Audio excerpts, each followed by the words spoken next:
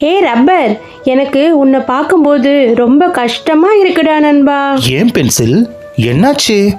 நான் உனக்கு ஏதாவது தப்பு செஞ்சிட்டேனா? இல்லை நண்பா, நீ ரொம்ப நல்லது செய்கிற. ஆனால் ஒவ்வொரு முறை நான் எழுதுகிறப்போ செய்கிற தவறுக்கு உடனே ஓடி வந்து என்னை சுத்தப்படுத்தி அந்த காகிதத்தை தூய்மையாக்கிடுற.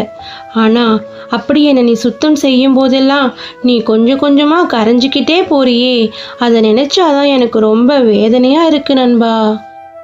என்ன நண்பா, இதுக்காகவா நீ வருத்தப்படுற? அட முட்டாளே முட்டாளே, இது என் கடமை. நான் படைக்கப்பட்டதே உன்னோட தவறுகளை திருத்துறதுக்கு தான். என்னை கண்டு நீ ஒருபோதும் வருந்தக்கூடாது. ஆனால் நீ அழிஞ்சிட்டே போறியே நண்பா, அதுதான் நண்பா எனக்கு கஷ்டமா இருக்கு. நான் கரையிறத பற்றி எனக்கு எந்த கவலையும் இல்லை நண்பா. சொல்லப்போனால் இதில் எனக்கு முழு மகிழ்ச்சி தான். என்னால் உன் தவறுகள் அழிக்கப்பட்டு நீ திருத்தங்களோட அழகாக முன்னேறி போனால் அதுவே என் வாழ்க்கையோட வெற்றி தான். நீ சுத்தமாக அழகாக இருக்கணும், அதுதான் எனக்கு முக்கிய நண்பா. எனது அருமை குழந்தைகளே, உங்களை பார்க்கும்போது எனக்கு ஒன்று தோணுதுங்க. இந்த உலகத்தில் இந்த ரப்பர் போல தான் நம்ம பெற்றோர்களும். அவங்க ஆயுள் முடிகிற வரைக்கும் நாம் செய்கிற தவறுகளை திருத்திக்கிட்டே இருப்பாங்க. நம்ம சரியான பாதைக்கு கொண்டு வர தங்களை தாங்களே கரைச்சிக்கிட்டே இருப்பாங்க.